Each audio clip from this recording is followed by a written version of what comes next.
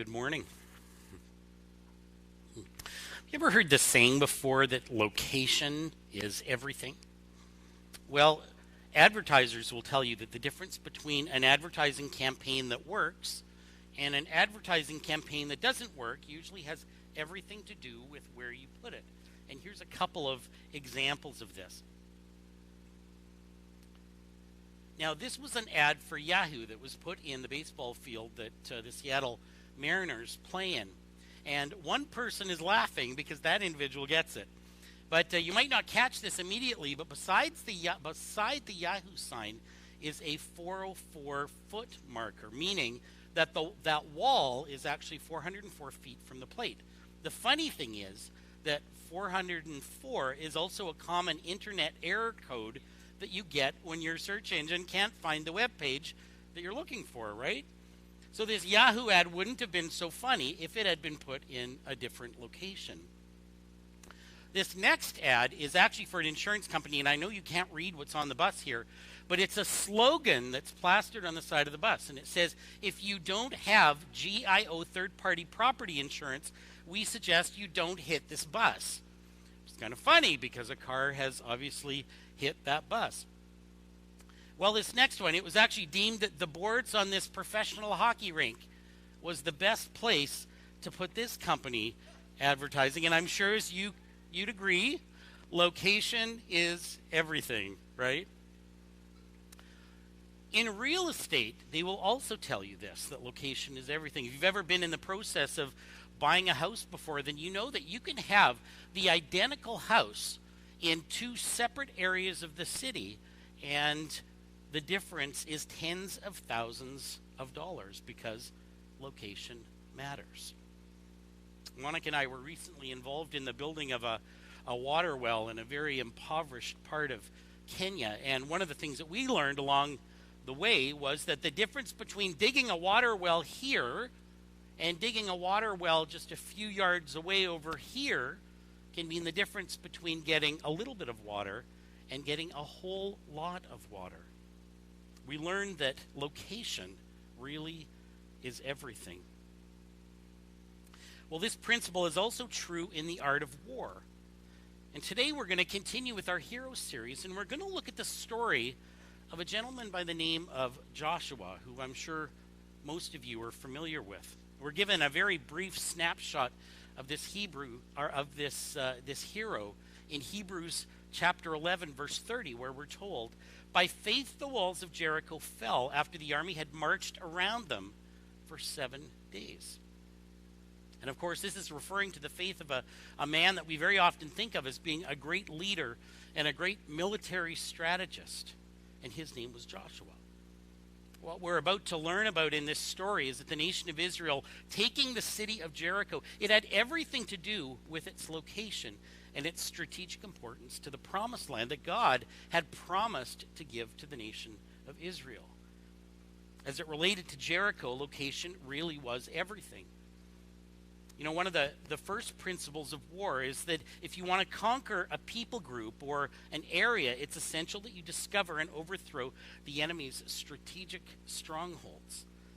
In fact, in most battles, there are certain strategic geographical locations that can literally mean the difference between winning and losing the war itself. And this has played out countless times throughout history. When the Allied forces landed on the beaches of France, it was incredibly important that they identified the bunkers that the German army controlled on the coastline. And it was extremely important that they overthrew the troops who were occupying those bunkers. Once they occupied that location on those beaches, it was only then that more troops could be brought in from across the channel to France, and then they could begin to make inroads to the rest of German-occupied Europe. So while every battle to regain that occupied territory, every battle was important, there were some that were absolutely vital if the campaign was going to succeed, and that happened to be one of them.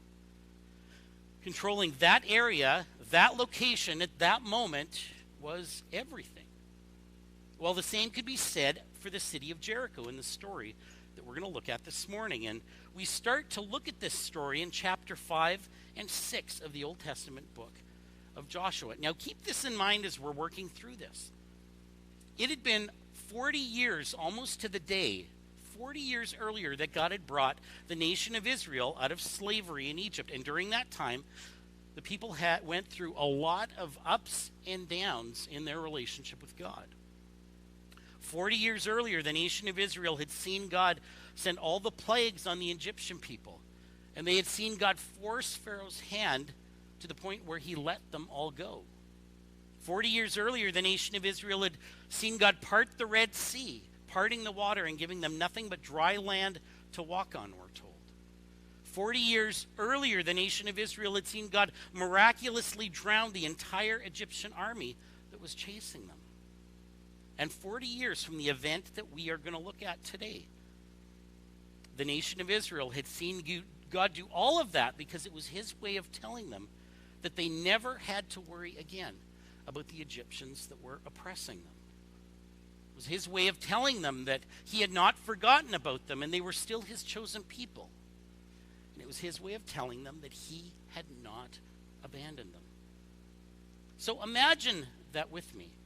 Imagine that God had just performed all of those things and was now about to take that group of people into the promised land. And as the story is told, they refused to go.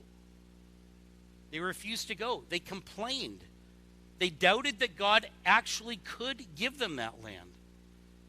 It was 40 years prior to the story that we're looking at this morning that the nation of Israel, as it's recorded in Numbers 14, chapter 14, not only did they say they weren't going to put their trust in God, but they actually said that they wanted to go back to Egypt, that life was better there than what God had provided for them.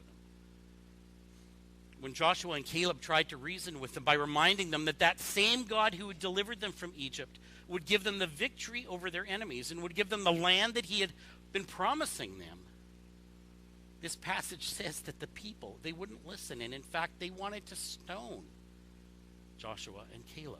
Imagine that. So in response to that lack of faith and trust, God sent the whole nation into the wilderness for 40 years. 40 years of senseless wandering. And during that time, as a punishment, everyone who was over the age of 20 died, with the exception of 2 men, that being Joshua and Caleb. So during the 40 years in the wilderness, God continued to provide for them. In fact, he continually fed them with manna. Manna was this, as most of you know, this bread-type substance that appeared on the ground every morning and kept the people fed. It's interesting. Part of the Jewish oral tradition tells us that it actually tasted like whatever you wanted it to. In other words, there was no one who would sit down to a plate of manna and ask if there was something else to eat, because out of the 2 million people there, it could taste like something unique to everyone. So if you happen to be craving a Big Mac that morning and all you had was manna, it would taste like a Big Mac. Or Mike, if you're craving Tony Roma's ribs, it would taste like Tony Roma's ribs. Now, we don't actually know if that's true because it's not found anywhere in the Bible, but that is what's taught to Jewish kids in what would be equivalent to their Sunday school classes today.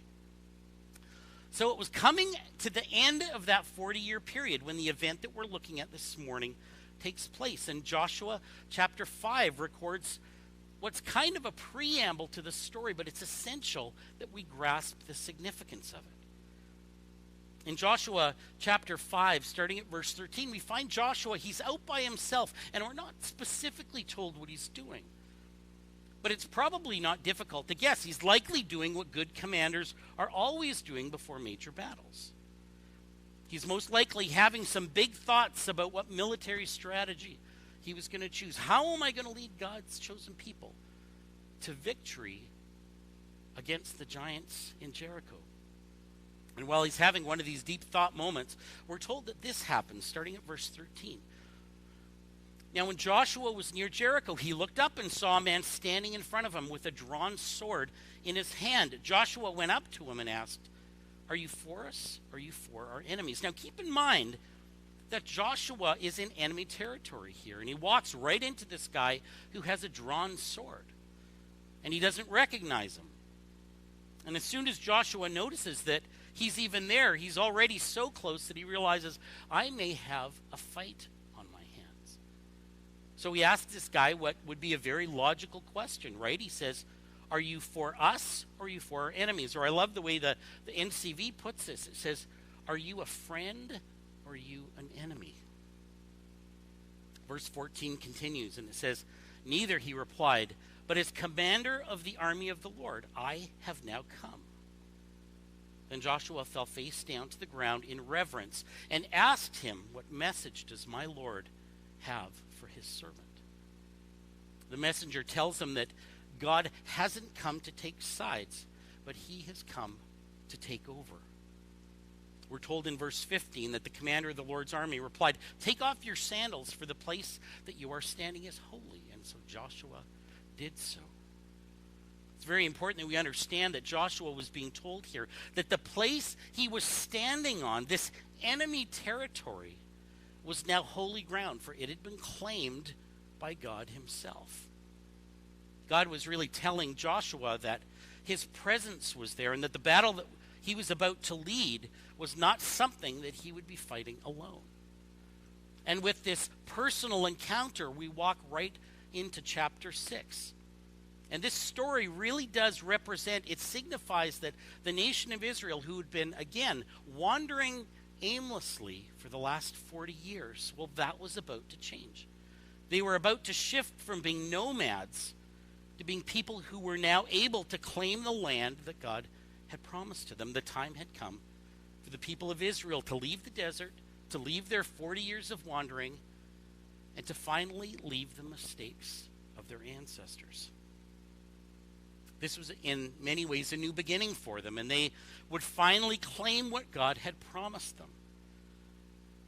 But as God often does, even I think he does this with us too, the first thing he does is he takes them right back to where they were at the time of their first rebellion, the first time they said no. In fact, a lot of people don't realize this. But did you know that they are in almost the exact geographical location, the same spot that the previous generation had complained about and said no to God? God had brought this now new generation to the same spot that their ancestors had been in when they said no. And once again, they had a decision that they needed to make. Were they going to follow the God who had led their ancestors out of slavery, or were they going to follow the God who had kept them safe and fed them as they wandered in the wilderness for 40 years? Were they going to make the same mistakes as their ancestors did? Well, we're about to find out. And as we begin chapter 6, this is what we're told in chapter 6, verse 1. Now the gates of Jericho were securely barred because of the Israelites. No one went in, or no one went out, and no one came in. So let me give you a little bit of a background about Jericho here, because Jericho was a very important city in that day, both from a military and a religious, as well as an economic standpoint. It stood right on the border of the Promised Land, and it was really the first line of defense that any enemy of that area had to get through before it could proceed into the Promised Land. So to say that the location was everything would likely be an understatement in this case, because if the nation of Israel was going to claim the land that God had told them was rightfully theirs, it needed to start with Jericho. Because it was such an important location, the Canaanite rulers made sure that it was well protected, and it really was a fortress city with these high, thick walls, well-fortified gates, guard towers, and incredibly well-armed soldiers. The actual city of Jericho was only excavated in the 1950s, and it was discovered that the city actually had two walls. So try and picture this with me. The first wall was about 15 feet high, and it was a base of stone topped with an 8-foot brick wall about the height of a 2-story house. The second wall, built behind it, was about 15 feet back from the first and running parallel with it the whole way around the city, and it was over 30 feet high. And the two walls were joined together by these large pieces of very smooth, polished stone running at an angle of 45 degrees from the lower wall to the higher. So can you picture that? So these two walls had a sloping rampart in between them for the army to stand and fight on. To top it all off, all around the wall were these huge gates, which were the only means of getting in and out of the city. And they were reinforced with these huge pieces of iron. And once firmly secured on the inside, it was virtually impossible for enemies to penetrate the city. From a military standpoint, in fact, once Jericho was closed up, it was almost impenetrable. Catapult technology didn't exist back then, so an army couldn't really break down the wall that easily. And the point that I'm trying to make here is that they really didn't have a lot of options. We're told that back then they really would have only had 4 options of how they could have gotten into the city. First, they could scale the walls using ladders or ramps. The problem with this method is that the ladders could easily be pushed over, right? And Jericho had this battalion of excellent archers, so chances are that by the time you even made it to the top, if you made it to the top, you'd likely be shot. The second thing they could have done was dug tunnels underneath, and this again was a very real option for them. But keep in mind that the sheer weight of the walls meant that you would likely be digging down somewhere between 18 to 20 feet, and it would be incredibly time-consuming. It would be labor-intensive, and the enemy could shower you with arrows as well as pouring burning hot oil on you from the wall, which was actually a very common tactic back then. The third option that they had is they could try and smash a hole in the wall or the city gates. And again, this was another valid option, but it came with risks. Just like digging underneath, it was very time-consuming, especially considering how thick and heavy the walls and the gates were. It would likely have taken months to put a hole in those walls. Well, the fourth option was simply to wait out the people. They could just wait until the people were starved into surrender, but that too was very problematic because Jericho was almost completely self-sufficient. In many ways, Jericho was considered to be an oasis in the middle of what was a very harsh desert. You know, much like Manitoba has the nickname Friendly Manitoba, Saskatchewan is the land of living skies, Nova Scotia is called Canada's ocean playground, Toronto is called the city without a hockey team. Isn't that right? Andre, did I get that right? Yeah. Jericho had a nickname too, and it was called the City of Palms because it had thousands of palm trees that grew in there. And they could grow there because of this natural water source inside the walls that provided for water for drinking, for crops, and for cattle. So they were very self-sufficient in there. The late British archaeologist Kathleen Kenton, who was the one that led the team to excavate the site in the 1950s, wrote this about Jericho. In this dazzling expanse, the oasis of Jericho stands as one would imagine the Garden of Eden in the book of Genesis. And all of that was due to the presence of a natural spring called the Salton Spring that provided more than enough water to support the inhabitants. So if the nation of Israel wanted to play the waiting game with those living in the walls, they would likely lose. In fact, the people of Jericho knew that all they really needed to do was shut their gates and wait inside, and the invaders would eventually go away. The point that I'm trying to make by telling you all this is that the city of Jericho was really prepared for anything. It's interesting, though, that the first thing that we see in this chapter, the first thing we read about Jericho is that the city was shut up, or it was closed up tight because of the children of Israel. And it says that nobody went in and nobody went out. And that's telling us that the people of Jericho, even though they were safely inside the walls, they were likely afraid of the nation of Israel because of what they had heard had happened at the Red Sea and the Jordan, and because of the enormous number of people. But God said this to Joshua in verse 2. He says, "See, I have delivered or given Jericho into your hands along with its king and its fighting men." I think this is kind of a funny way to term this because I know that none of us can read Hebrew here. But the verb delivered used in this passage indicates that the battle has already been won. It's typically used in past tense when it's talking about a battle that was won way back then. The verb that God is using here, delivered in this passage, is meaning that the battle had already been won. So when the Lord said this to Joshua, it's as if he's saying, trust me, we got this one. It's already been won. God then went on to tell Joshua the brilliant military strategy that would bring them victory. And I know you'll all agree that this is likely very unorthodox, and I'm sure when Joshua heard it, he was scratching his head a little bit. But this is what God said. He said this is what he wanted Joshua and the Israelites to do. He says, march around the city once with all the armed men. Do this for 6 days. 6 days. Have 7 priests carry trumpets of ram's horns in front of the ark. On the 7th day, march around the city 7 times with the priests blowing the trumpets. When you hear them sound a long trumpet blast on the trumpets, have the whole army give a loud shout. Then the wall of the city will collapse, and the army will go up, everyone straight in. Well, as a competent military specialist, I really don't know what Joshua thought about this, and it's interesting that we're really not told. But what we do know is that he wasn't prepared to lead the nation of Israel into making the same kind of mistake that they had made 40 years previous. Remember that he and Caleb were the only remaining survivors that had seen God send the plagues, that had seen God free their ancestors from the oppressors. They were the only 2 that had been there when the Red Sea parted and had seen God destroy the Egyptian army. They knew that if their God could do all of that, then dealing with these walls was really not a big deal for him.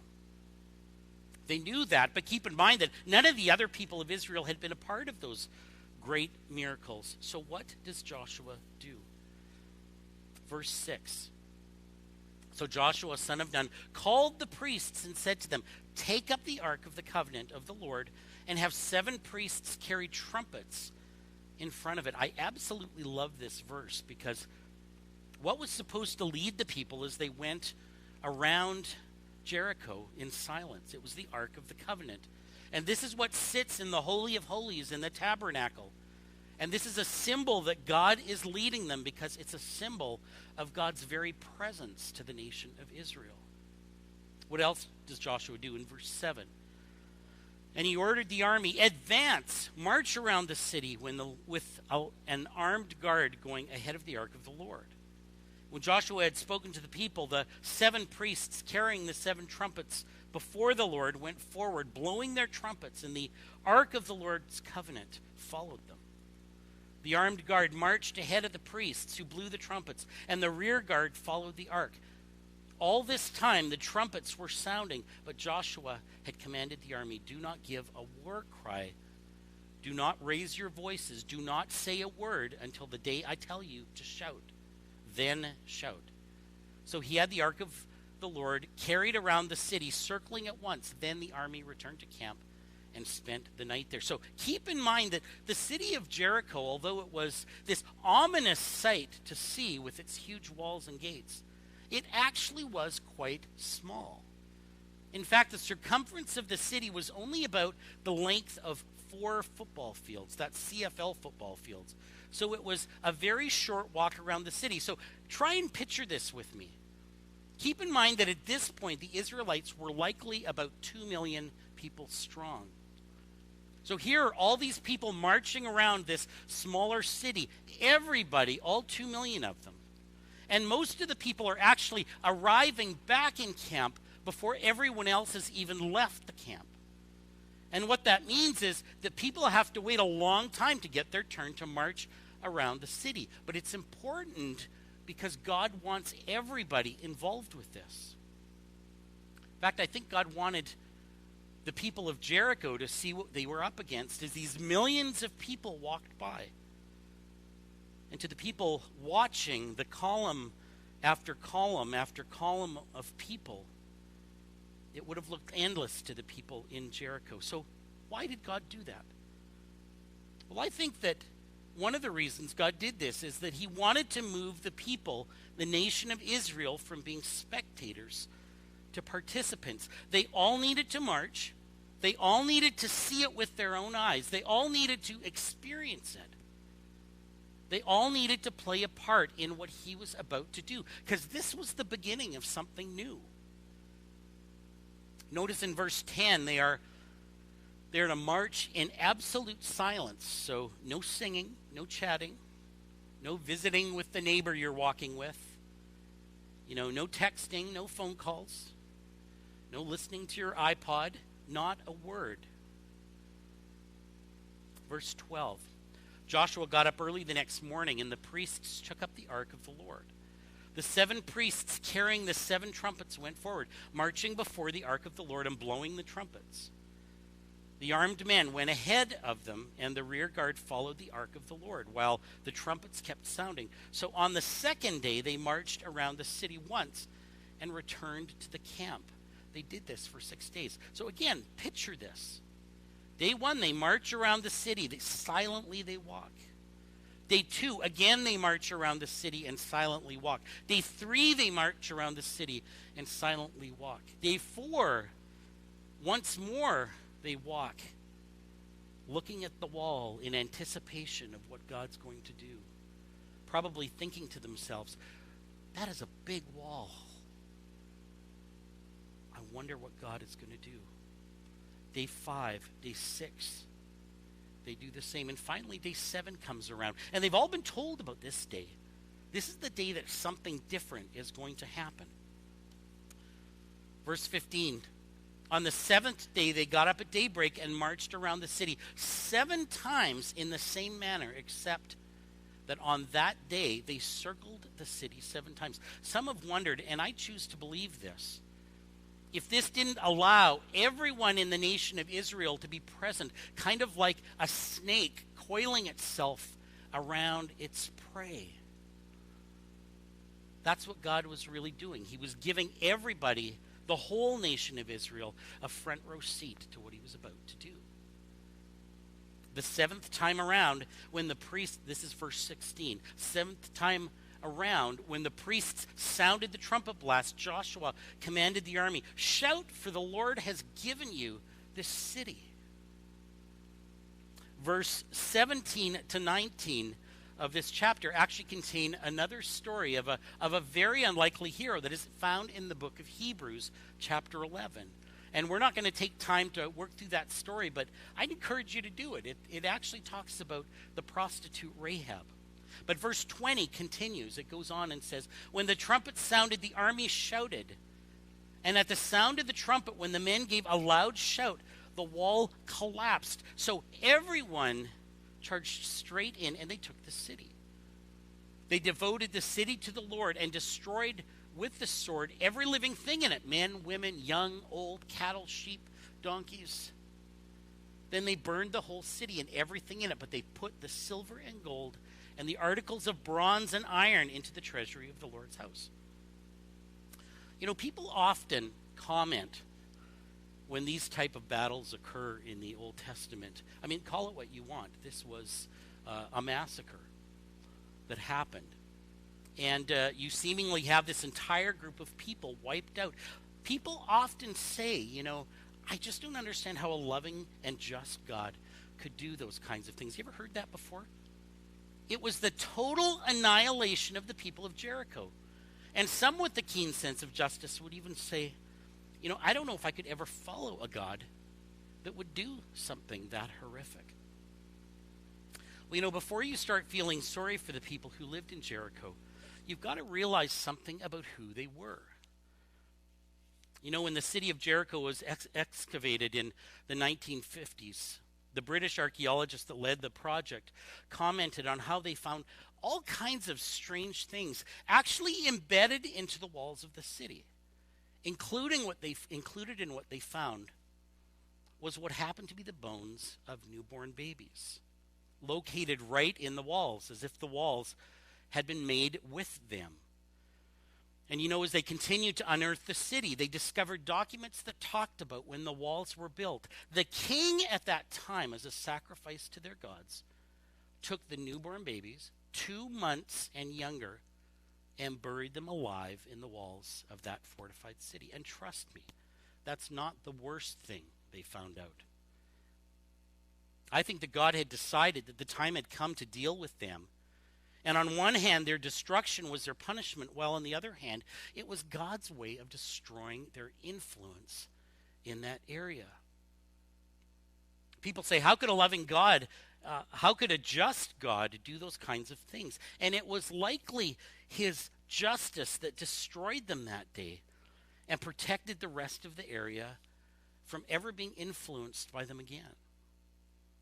One of the other interesting things that archaeological dig discovered was that the walls of Jericho, they didn't fall outward and they didn't even fall inward.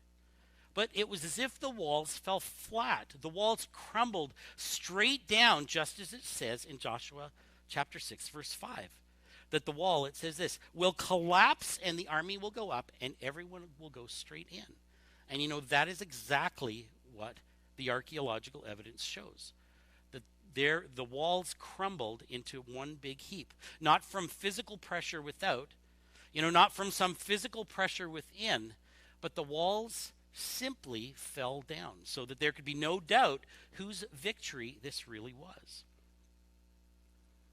The chapter concludes in verse 27, and it says this, so the Lord was with Joshua, and his fame spread throughout the land.